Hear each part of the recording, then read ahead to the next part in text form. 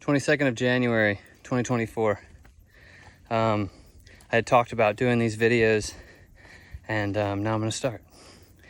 So, in another video, I will have given you a little bit of background on me, but once upon a time, I worked on Wall Street, wore a suit, and worked on the 32nd floor of a high-rise in Manhattan. I was unhappy, I was unhealthy, I was anxious, stressed out. I was an alcoholic.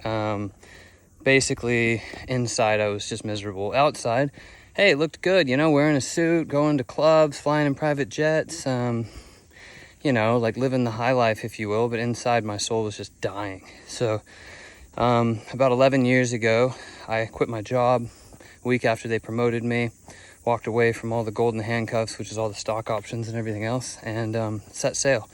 Sailed out of San Francisco and explored the Pacific and hung out with people on, remote islands. And really, after a couple of years, I was able to catch my breath and find the parts of me that were in pain and suffering, manifesting as gastrointestinal discomfort and pain and just debilitating pain in my side and just really chronic, debilitating physical manifestations of an internal condition.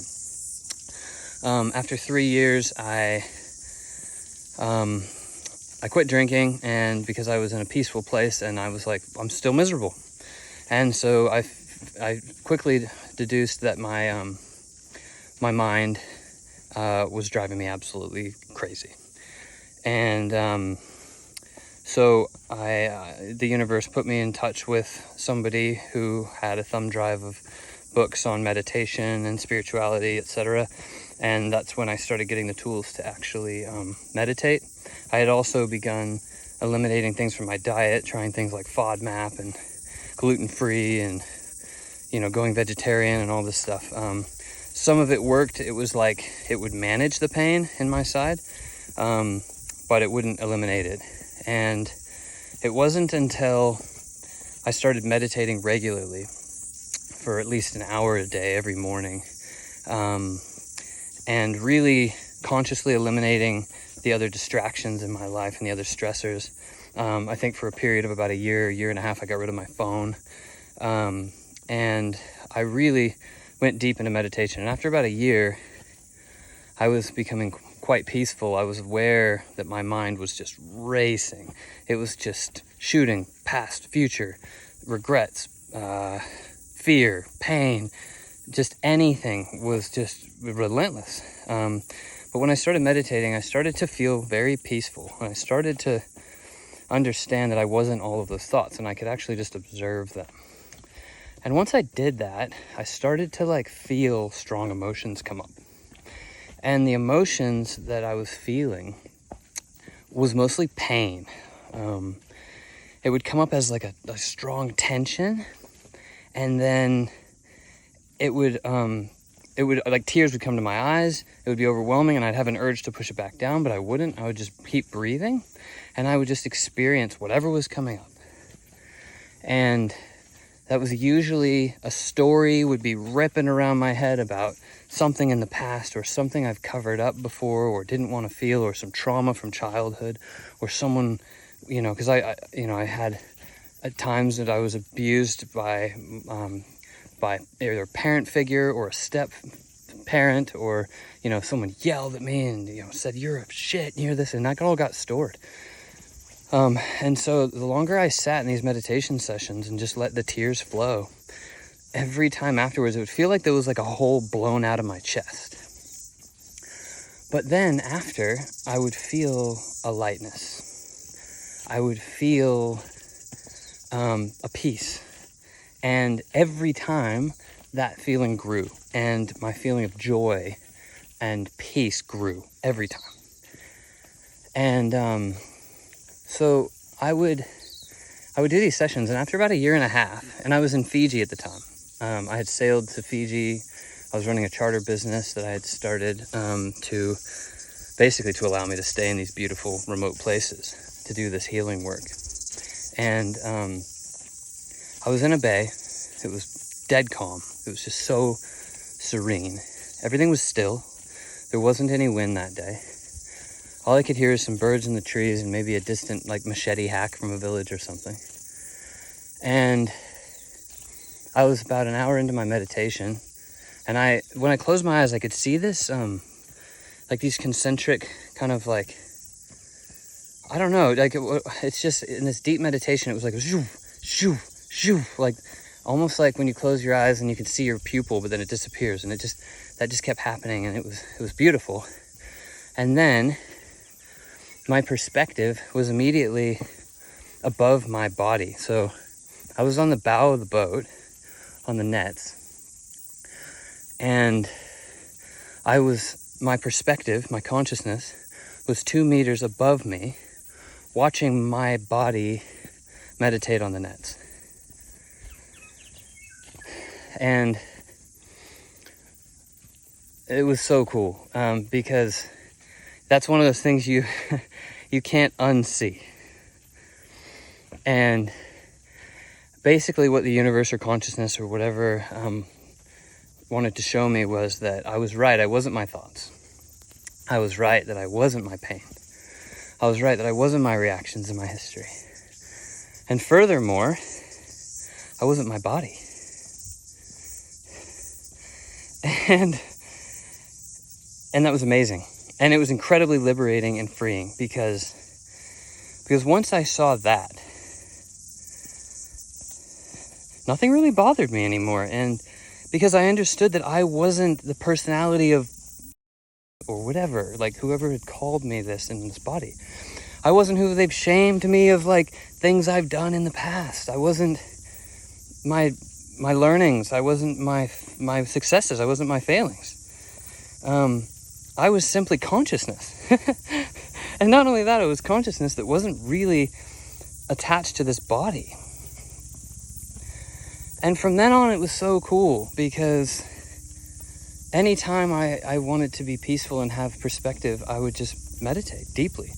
And by meditating deeply, it would bring me back to that place where it's almost like I've heard the saying, like, you're in this world but not of this world. That's how I felt. Like I was very much like aware of everything around me, but I was no longer my reactions. I was no longer my ego. I was no longer, any of the personality stuff. Like I could watch the personality have thoughts, and I could watch it like act through me when I was unconscious temporarily, right?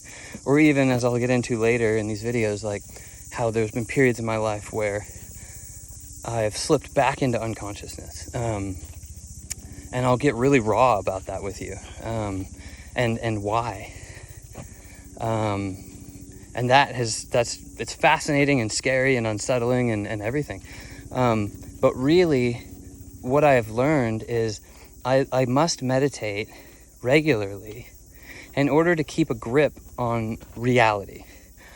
And by reality, I mean like what's real and what's not interpreted.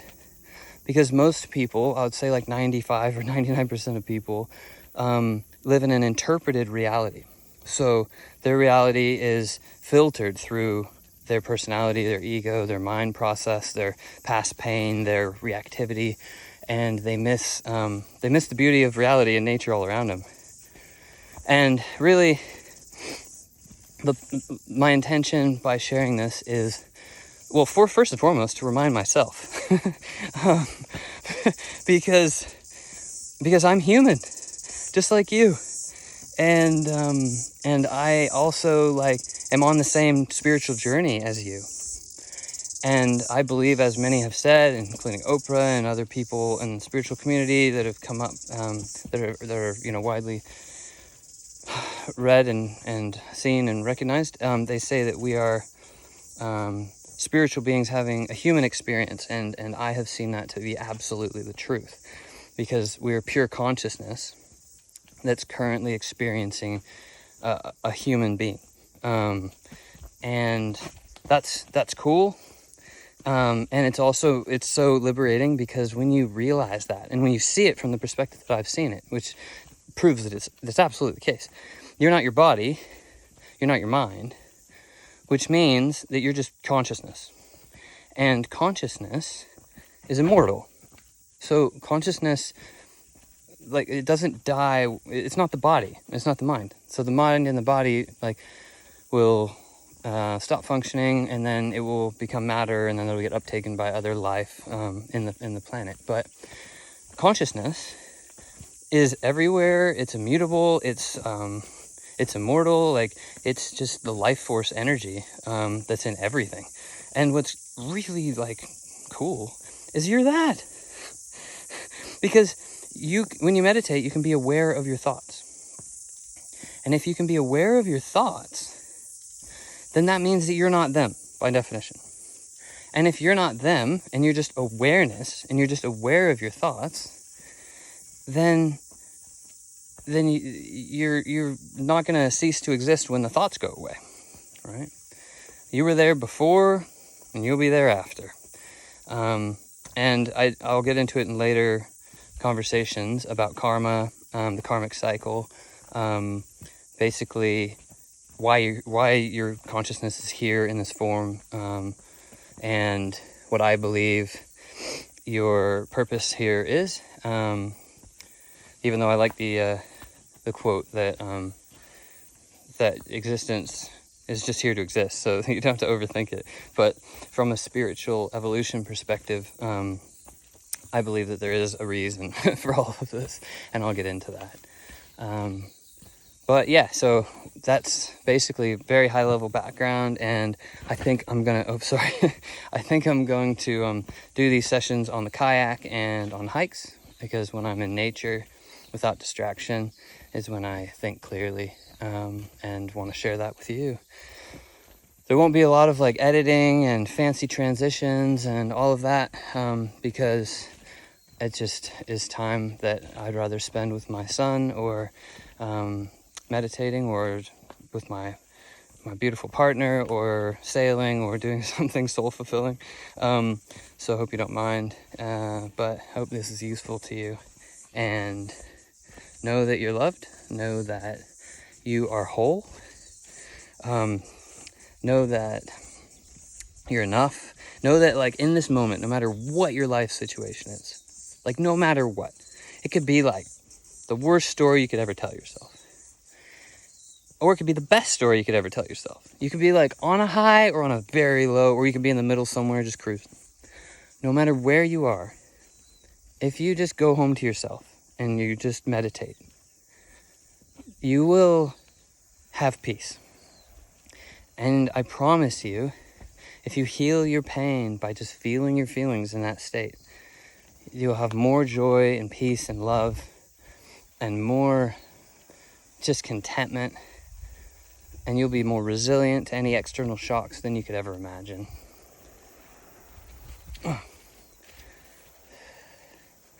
And that's it for now. So, love you guys, and have a great day.